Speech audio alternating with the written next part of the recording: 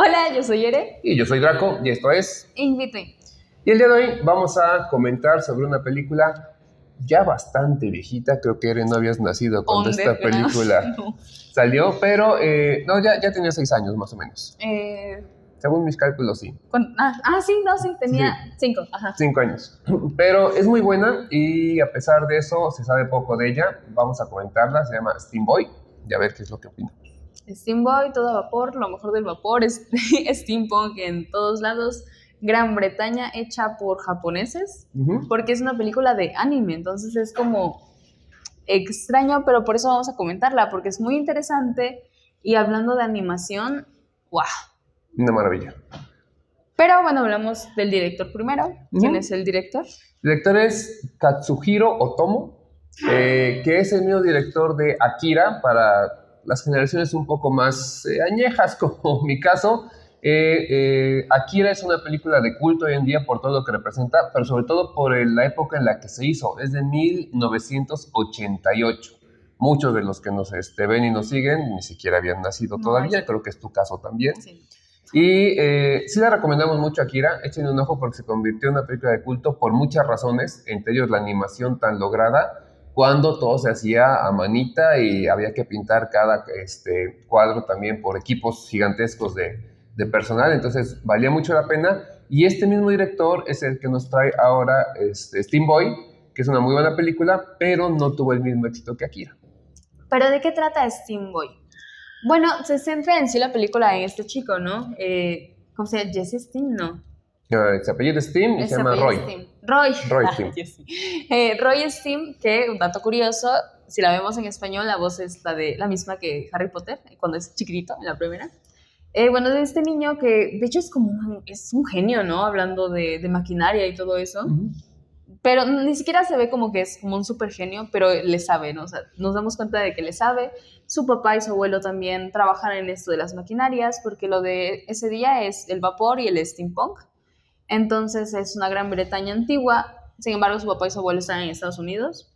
Sí, ahí hay un detalle de que parece que ellos son también unos genios, es una familia de genios, y están desarrollando tecnología basada en el vapor, el steampunk. Revisen nuestro programa de punks que tuvimos hace poco. Y en este caso ya habíamos dicho que todo lo que tiene que ver con estas tecnologías punk suelen ser posapocalípticas, un poco catastrofistas. Aquí también tiene un toque de eso, no posapocalíptico, pero sí esta parte de catástrofe, de todo podría irse de mal a peor.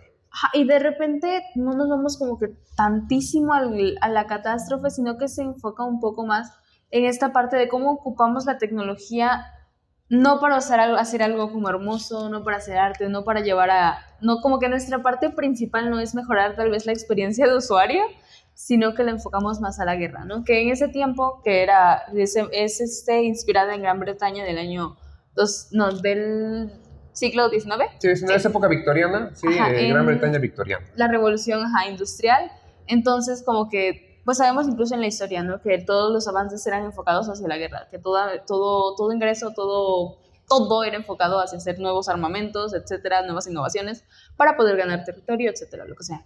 Sí, que desgraciadamente es algo que no es ciencia ficción, es de todos los días. La mayoría de los grandes avances que tenemos se dieron primero desde un punto de vista bélico, se enfocaron a la destrucción y después se filtraron o se dio espacio para otras cosas. Internet es un caso, el teflón, por ridículo que sea también, hornos de microondas. Todo esto muchas veces se buscó primero el destruir a la humanidad antes que ayudarla a progresar. Y la película lo representa muy bien, porque esta idea de manejar el steam, como tal, todo el vapor, para poder propulsar máquinas cada vez más poderosas que pueden hacer más destrucción. Y mucho del tema es eso. Hay una gran feria en Londres de tecnología, van a presentar varios avances y entre ellos está esta parte de lo que llaman el castillo de vapor, que es una máquina de destrucción masiva con un combustible que es el vapor. De repente dije el castillo vagabundo en steampunk, porque es que te vuela la cabeza, la verdad. Sí, miren nuestro video de punks, el ver cómo este director y todos los que estuvieron dentro tuvieron que estudiar arte, arquitectura, incluso modas, maquinarias y todo esto de pues la automotriz, por así decirlo, engranajes, etcétera, para que pudieran tener un sentido, porque todo en esta película, o sea, por más loco que se vea, de repente hay una moto de una rueda de madera, pero pareciera que, o sea, ese prototipo sí lo puede hacer en la vida real, ¿no? Sí, de hecho, mucho de lo que aparece ahí tiene cierta, digamos, lógica mecánica. No fue nada más poner engranes por poner engranes que se movía algo en el fondo, no, sí tenían un sentido. Hay una secuencia, una locomotora que dura como 10 minutos, pero es buenísima toda la secuencia. Y todos los engranes que se mueven tienen una razón de ser. Sí, hubo mucho estudio detrás de esto. Tal vez por eso tardaron 10 años en hacerlo. 10 años. 10 años en terminar todo esto. Tiene una calidad de detalle impresionante. A mí, desde que la vi, me llamó mucho la atención ya hace algunos años y la recomiendo mucho por eso, porque es muy bonita, vale la pena, muy buena historia, pero la animación sí te vuela la cabeza, más si pensamos que era una animación pre-computación. No es que no hubiera computadoras, no es que no las usaran, pero la mayoría del trabajo era de ese trabajo en la escuela antigua, ¿no? A manita, trabajando con mucho detalle. El director quería que hubiera mucho detalle por todos lados, no nada más los personajes principales, que todo se moviera, y lo consigue. Lo narra muy bien y con muy buena estética.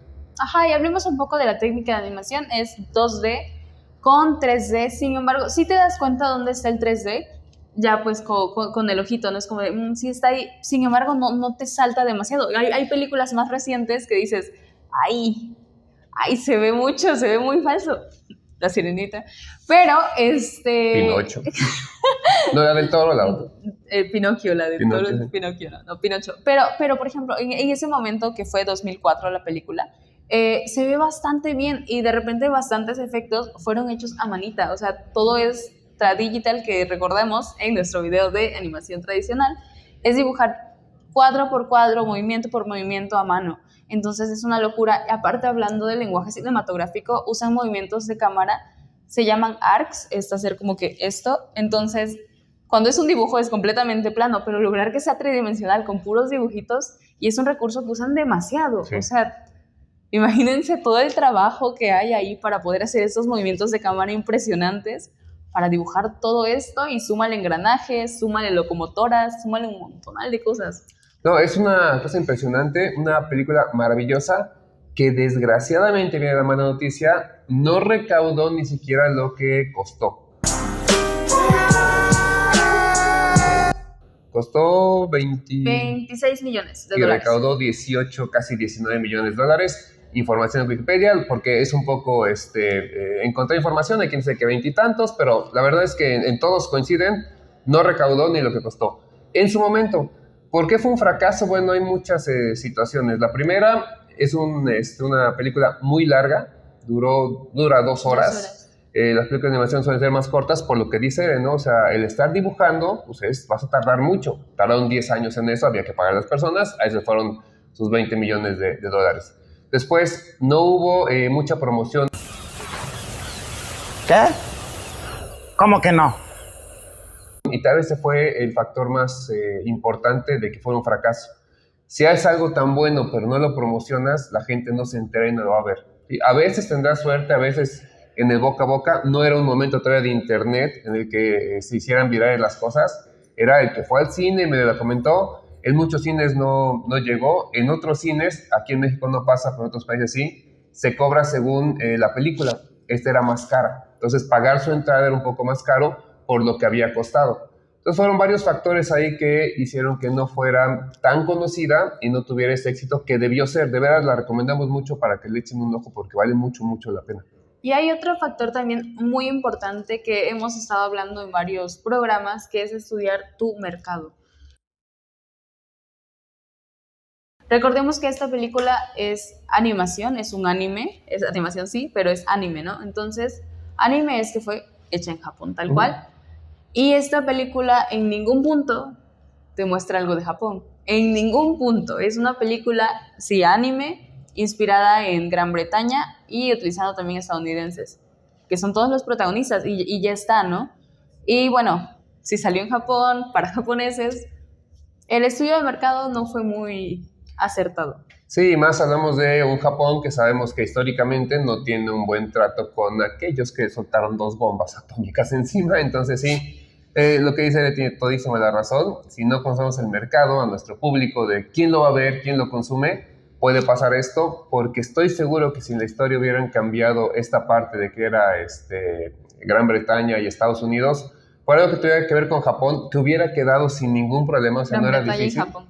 Hubiera quedado algo perfecto, pero bueno, tal vez también por la historia, porque Sí, es supongo. importante eso, la historia también es muy buena, en general la película es redonda, tiene, digamos, todo bien para hacer una muy buena película, si no la mejor, una muy buena película, porque en la historia, con lo que nos cuenta Ere, también está este dilema familiar, ¿sí? El hijo, el padre y el abuelo, que tienen miras distintas enfocadas en la tecnología, el uso de la tecnología, si le sirve a la humanidad, si deberíamos de usarla para el bien, si hay que protegernos con esa tecnología.